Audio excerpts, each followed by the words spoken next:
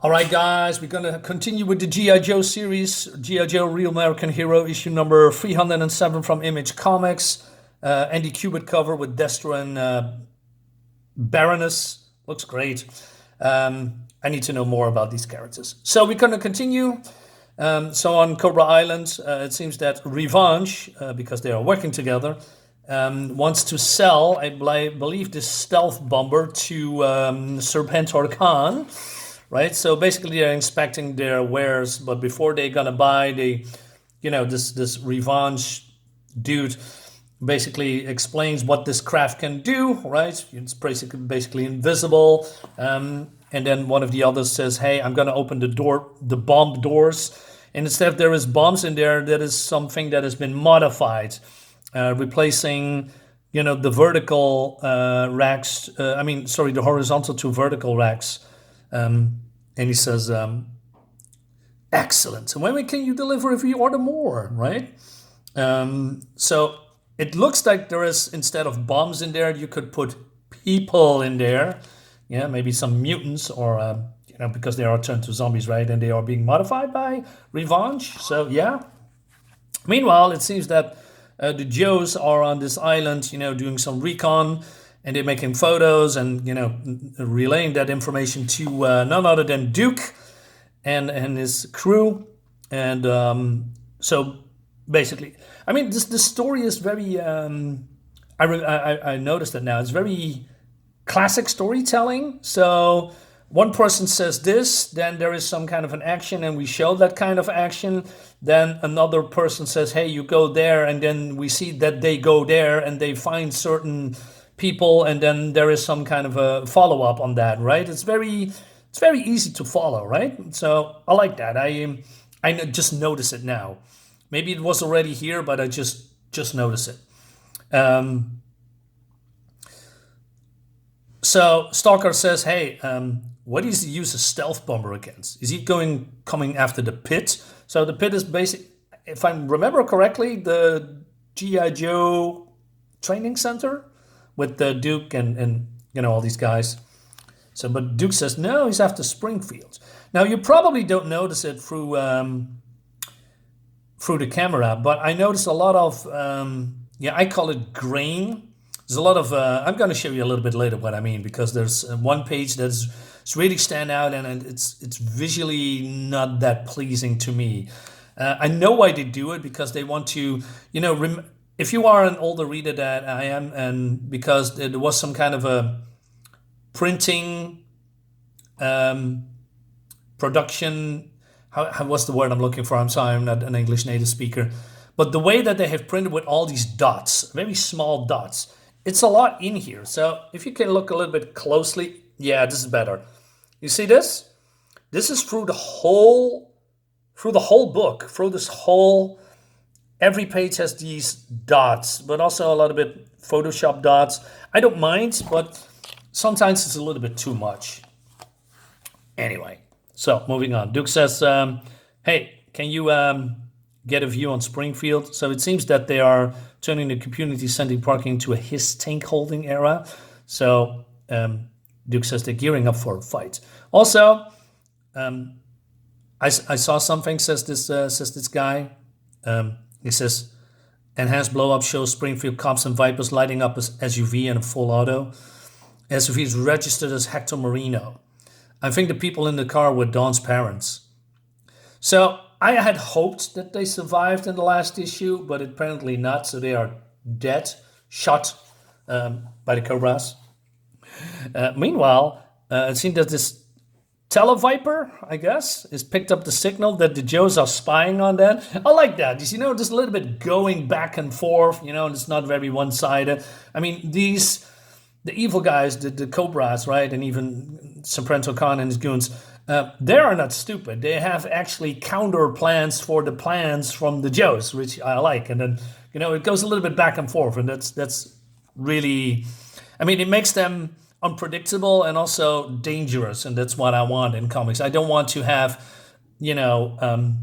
evil guys that are stupid, and then the good guys comes in and, oh, let's save the day with a smile on their face and cracking jokes. That's not what I want. It's just I want to have a little bit of attention, if you know what I mean, right? So I believe this is a Techno Viper. I know these names because of the toys, right? The action figures, and I want to have a Techno Viper. It looks really cool.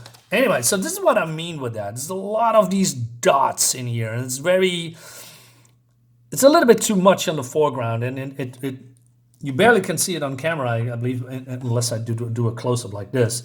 But if you just read the comics, it's really popping in your face. It's something that I don't like personally. It's not that problematic, but still, right? I mean, I can still enjoy the story. Meanwhile, we have the other Joes have been found out. So they're being, followed by Histings and laser vipers and range vipers, and it's pretty cool. So they are fleeing. And then we go back to a little bit to the pit where Dawn is here, and basically, Duke says, hey, I'm sorry for what happened to your parents. You have always a place here. And Dawn is very feeling guilty because she left the house, right? And that was the consequence. And her parents paid for that. So they all, giving her their sympathies. I like that. And she says, I'm an orphan now.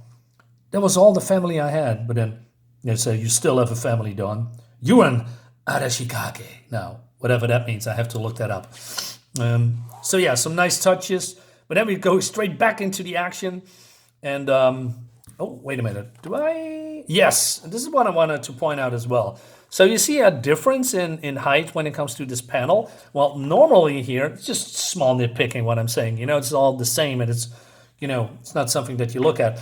But now that this is, I think, why didn't they crop it a little bit, like here, so that it just have an even look? Because we have very small space here and a lot of space there. It's not something that is distracting, but it just, I don't know, it just pops up in my eye and I want to talk about it. So I find it's a little bit strange that, you could crop it just 5 millimeters, and that's about it. And then you have, this again, right? So, okay, they're being attacked. Oh, another small thing that I wanted to point out. So Helix here, look how she is handling this gun. It's not looking very good. So I guess since the angle is, up, and the gun should then be up, or the arm should be lower, I think if the artist, Paul Pelletier, has, drawn this way, because otherwise this gun would be out of the frame, right? So I believe that's the reason why he's doing that. That's just, it's not really distracting, but I don't know what it is, but it caught my eye. Anyway, so they're blowing the brains out of these cyborg armors, right? And they get then the this vehicle. You can also get them in toy form. Like I said, it's very by the very easy way of storytelling. They're defending themselves. They say haha, and then they of course then get the not the overhand, but what's the word I'm looking for? They overpower them. Probably that's the word. And then we go to the next sequence, and it seems that Helix is grabbing this gear from this. What is this? Laser Viper? Let me double check before I say something stupid. Laser Viper. Yes. Okay, cool. All right. And then they are, she's shooting with it. And now it's the other way around. They're also shooting rockets. And I like this very cool action on the background that you probably would skip because your eyes go immediately to Helix's thing here. And then in the background, he says, shooting. And it's cool. It's very cool. Meanwhile, Cobra Commander is not happy that his commanders, I guess, is... no, he's a commander, right? Cobra Commander. So his goons shoot people in the streets because now they lost the leverage of, their parents. Because if they have, captured the parents of Dawn, she could then, be blackmailed. And now they're not. And he admits that she is one of the most dangerous ninjas on the planet. But then Techno Viper comes here and he says, My apologies for interrupting, Cobra Commander. I've been studying new satellite imagery from Cobra Island, and it appears that the Serpentor is acquiring stealth bombers from Revenge. Irk. Okay, action is still going on the island. Looks great, right?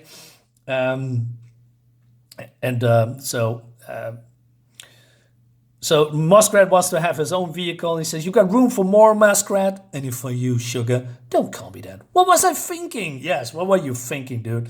Anyway, bullets won't face that hissing, they say, but lasers can. Looks, I like the wind, or because they are going in the opposite direction, right? So the wind is blowing. Nice attention to detail. I like that. So this thing's been cut in half. That's a big, powerful laser, man.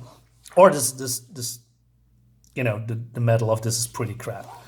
But then they reach the beach, and Serpentor kind of says, "Hey, what's the holdup? Just bring me those guys." And then they're sending in a Mamba 9. And what is this contraption? 2 rotors, 2 helicopter rotors, and 3 cockpits?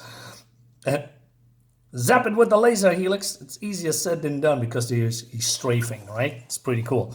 And then we go to Scotland, where Destro is shooting some, I don't know, clay. That's how we say it, clay pigeons, not sure. But this sergeant has no interest in it because he thinks that, Destro has better skills. But then an Iron Grenadier comes. Like I said, I don't know these names, but, I remember them from the classified line, from the toys, which is really cool. And he says, "Hey, Destro, can I speak to you in private?" Right? And he says, "Hey, why can't you just tell me where everyone, with the other ones,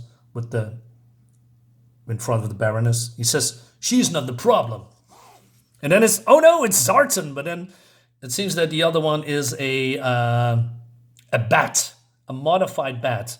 And Zartan says, "The doppelganger, the problem is the doppelganger who's impersonating me. I suspect it's an augmented bat upgraded by Revenge for Serpentor and Cobra Island. I was aware of the imposture from the moment he arrived. I saw it as an opportunity to feed this information back to wherever he sent him." He says it seems Serpentor is moving against the both of us. So he's basically saying, "Hey, why don't we team up and, deal with him, against a mutual foe?" He says, "Yeah, let's talk about that." So, all right. So we see then 2 bad guys going after Serpentor, I guess, in the next issues, which is cool. But then it seemed that the Mamba 9 is launching upgraded bats. So they are, falling into the ground, coming up from the beach, sand, ground, and then destroying those buggies or whatever they are. And they are now captured. Yeah, by Serpentor and his goons. Yeah, so we're going to see that in the next issue. All right, fine, nice, cool, I like it. I explained it many times. I really like what they are doing. I don't have Destro. I'm a little bit on the fence with that. I'm not going to buy Segala because of Kelly Thompson. I heard very bad things about it, and I don't think Kelly Thompson nowadays is a good writer. So I'm going to skip that. So, yeah, we're going to continue with the series, guys. I'm having fun. I hope you too. If you have, leave a like, subscribe to my YouTube channel, and give me a, subscribe. Why not? See you next time. Bye-bye.